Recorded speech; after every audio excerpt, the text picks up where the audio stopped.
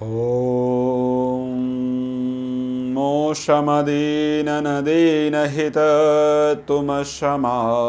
रघुवीर असविचारि रघुवंशमणि हरहु विषम भवभीर।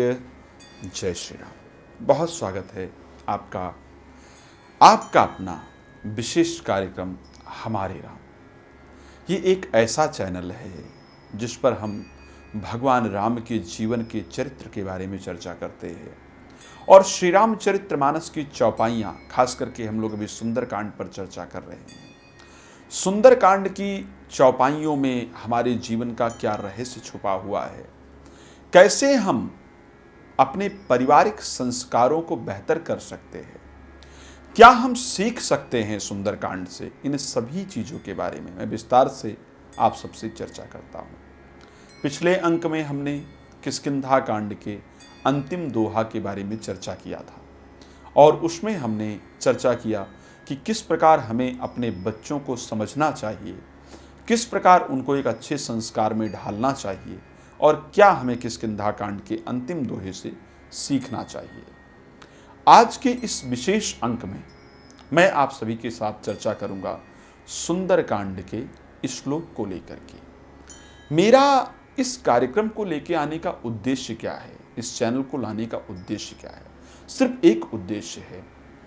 समाज आज भारतीय जो संस्कार है उससे विमुख होता जा रहा है। आज हम सभी लोग अपने ही संस्कारों से दूर भागते जा रहे हैं, जबकि सनातन धर्म बहुत सुंदर धर्म है। हमारे ऋषियों ने बहुत रिसर्च करके हम सभी तक एक सुंदर जानकारी प्रदान की, लेकिन हम उसका अच्छी तरीके से पालन ना कर पाने के कारण कहीं ना कहीं उस धर्म से विमुख हो रहे हैं। सुंदरकांड आप सब लोग पढ़ते हैं, मैं देखता हूँ सभी लोग पूजा पाठ करते हैं, सुंदरकांड पढ़ते हैं, राम कथा इत्यादि करते हैं, सुनते हैं, पढ़ते हैं, लेकिन उसके पीछे मर्म क्या है, उससे हम सीख क्या सकते हैं, उससे हम जीवन को कैसे सही मार्ग पर ले जा सकते हैं, इन चीज़ों को शायद हम लोग नहीं जानते हैं और ना हम पढ़ लेते हैं, लेकिन सही अर्थ ना पता होने के कारण, सही चीज़ ना पता होने के कारण शायद उसका जो सही पालन है वो हम नहीं कर पाते हैं। तो आज के इस विशेष अंक के अंतर्गत मैं आपसे चर्चा करने जा रहा हूँ कि सुंदरकांड का जो दोहा है उसका अर्थ क्या है और हमारे जीवन को कैसे प्रभावित करता है। सुंदरकांड का सुंदर दोहा। ओम शांतं शाश्वतं प्रमेयमनघं निरवाण शांति प्रदम ब्रह्मा शंभु फणीन्द्र सेव्यमनिशं वेदांत वेदं विभुम रामाख्यं जगदीश्वरं सुरगुरुं माया मनुष्यं हरिं वंदेहं करुणाकरं रघुवरं भूपालचूड़ामणिं नान्या स्पृहा रघुपतये हृदये स्मदीये सत्यं वदामि च भवान्यखिलन्तरात्मा भक्तिं प्रयक्ष रघुपुंगयौ निर्भरामि कामादिदोषरहितं कुरु मानसं च अतुलितबलधामं हेमशैलाभदेहं दनुजवन कृशानं ज्ञानिनाम् अग्रगण्यं सकलगुणनिधानं बाणानामधीशं रघुपति प्रियभक्तं वातजातं नमामि। यहाँ पर सुंदरकांड का जो श्लोक है उसका जब प्रारंभ किया तो गोस्वामी तुलसीदास जी ने लिखा शांतम। अब इस पर मैं कई सारे कार्यक्रम कर रहा था। एक बार मैं ऑस्ट्रेलिया के अंदर एक कार्यक्रम में था, राम कथा चल रही थी, तो उस पर भी मुझसे किसी ने प्रश्न किया। उस कार्यक्रम के बाद मुझसे प्रश्न किया कि आचार्य जी हम एक चीज़ जानना चाहते हैं, हम सुंदरकांड बहुत पढ़ते हैं, इस श्लोक का हमारे जीवन पर प्रभाव क्या पड़ता है। तो मैंने कहा इस श्लोक के पाठ करने से हमें शांति प्राप्त होती है, हमें शाश्वत प्राप्त होता है, हमें प्रसन्नता प्राप्त होती है।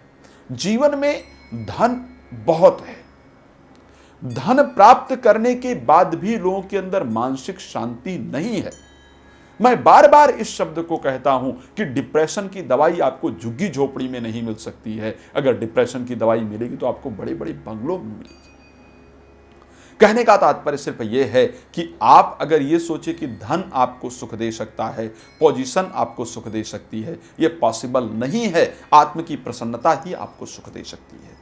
तो सुंदरकांड का जो ये श्लोक है, ये जब हम रोज इसका स्मरण करते हैं, रोज इसको श्रवण करते हैं, तो ऐसी परिस्थिति में हमारी जो ज्ञान इंद्रियां हैं वो जागृत होती हैं। जब ज्ञान इंद्रिय जागृत होती है तो ऐसी परिस्थिति में निश्चित रूप से हमारा जो डिप्रेशन इत्यादि है वो दूर होता है। शांतम शाश्वतम प्रमेय अनघम निर्वाण शांति प्रदम, शांति की प्राप्ति होती है। अब एक लेकिन प्रश्न उठता है, जो वहां पर मुझसे प्रश्न किया गया, मैं उसके बारे में जिक्र करना चाहता था। इसका फल क्या होता है वो मैंने आपको बताया। कार्यक्रम में कथा इत्यादि में आप लोग आएंगे तो आपको लंबे समय पर एक चीज पर चर्चा सुनने को मिलेगी। यहां पर थोड़ा कम समय होता है तो छोटे छोटे शब्दों में मुझे कारणवश चीजें आप लोगों को बतानी पड़ती हैं। किसी ने कहा कि प्रभु श्री रामचरितमानस के अंतर्गत भगवान राम को बड़ा क्रोध आया है, शांतम कैसे कहा गया? मुझे एक बात बताइए।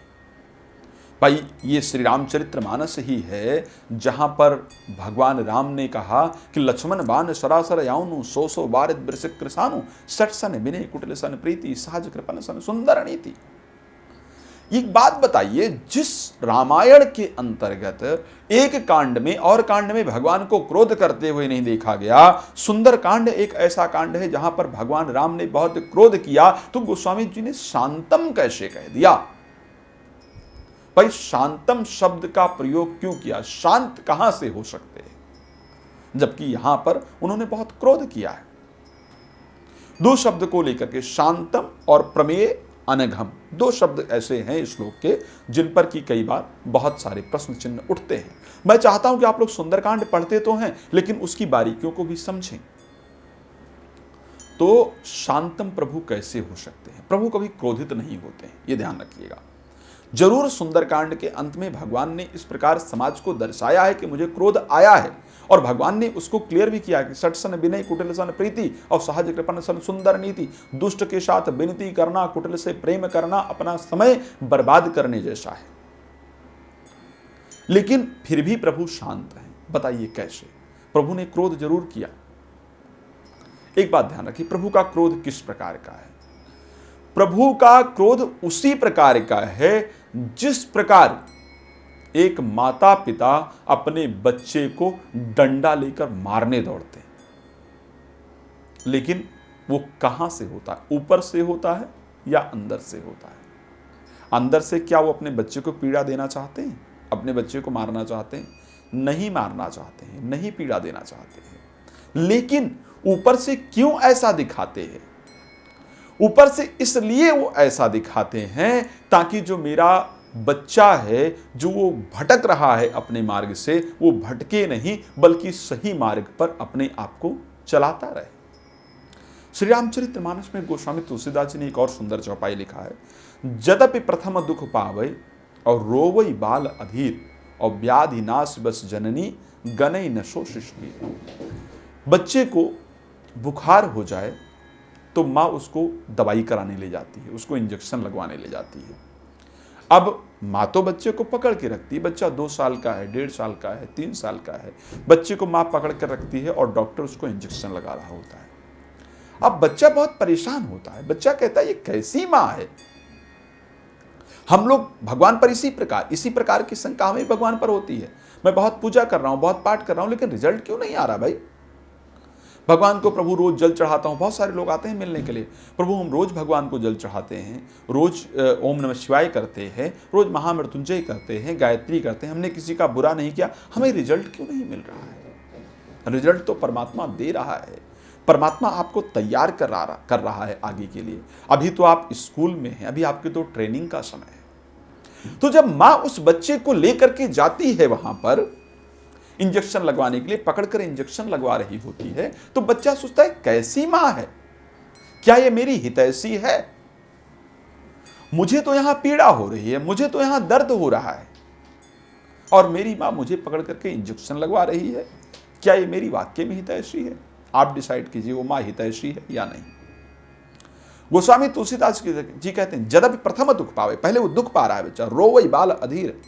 मां को पता है कि जो आज का इंजेक्शन है, जो आज की पीड़ा है, वो मेरे बच्चे के जीवन की अनेक पीड़ाओं को हरण करने वाली है। अगर आज मेरे बच्चे को पीड़ा नहीं मिलेगी तो ये पूरे जीवन पीड़ा से ग्रसित रहेगा।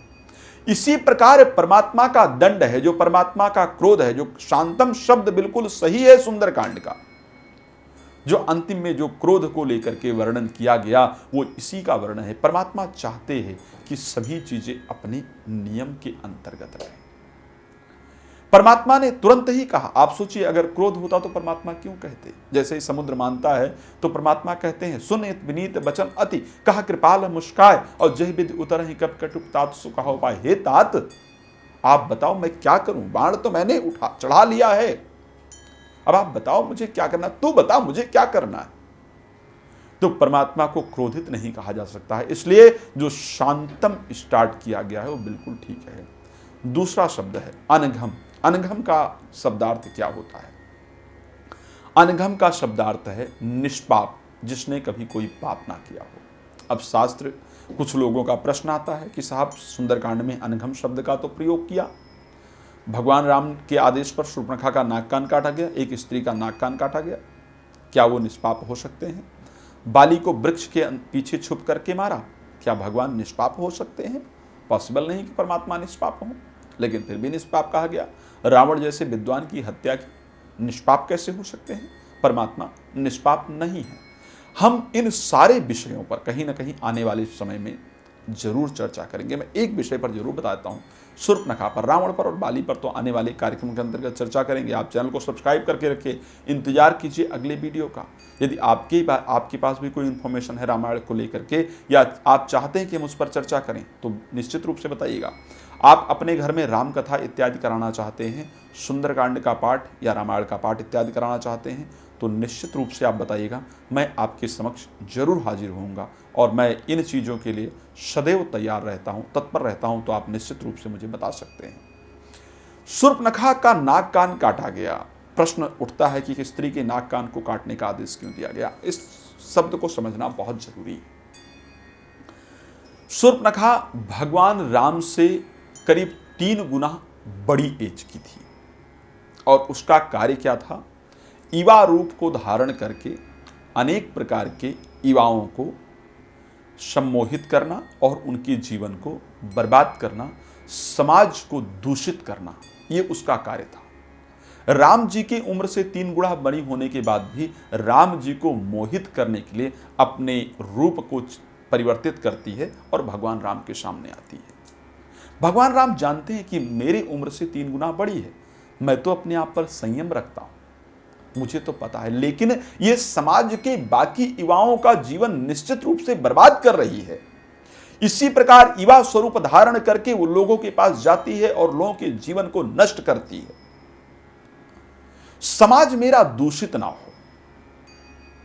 कोई भी अगर भगवान विष्णु इस संसार के पालन करता है, उनको नियम के विरुद्ध कोई चीजें पसंद नहीं है, तो प्रभु कहते हैं मेरा समाज दूषित ना हो जाए, इसलिए मुझे समाज को एक करके रखना है। जो इस समाज को दूषित कर रहा है, मुझे उस दोष को नष्ट करना है। भगवान चाहते तो शूर्पणखा का वध करवा देते, लेकिन भगवान ने उसका वध नहीं करवाया, सिर्फ उसका नाक कान काट करके उसकी जो सुंदर स्वरूप बनाती थी उसको, इसी सुंदर स्वरूप से वो लोगों को छलती थी, भगवान ने उस सुंदर स्वरूप को नष्ट कर दिया। अब वो लोगों को छल नहीं सकती है। तो भगवान राम ने शूर्पणखा के नाक कान को काट करके समाज को दूषित होने से कहीं ना कहीं बचाया। हम बाकी चीज़ों के बारे में आने वाले कार्यक्रम में चर्चा करेंगे। आप लोग इंतजार कीजिए, नई चीज़ों पर निश्चित रूप से मैं जल्द ही आपसे बात करूंगा। बाली वध को लेकर के, रावण वध को लेकर के हम चर्चा करेंगे आगे। सुंदरकांड के विशेष चीज़ों पर, अभी सुंदरकांड का ही पूरा चैप्टर चल रहा है, तो सुंदरकांड के अलग अलग दोहों के ऊपर चर्चा होगी। फिर आगे रामायण पर चर्चा करेंगे। वीडियो को लाइक करें, शेयर करें, लोगों तक पहुंचाएं, और मेरे लायक यदि कोई सेवा है तो आप मुझे आदेश करें, मैं सदैव आपके साथ रहूँगा। जय श्री राम।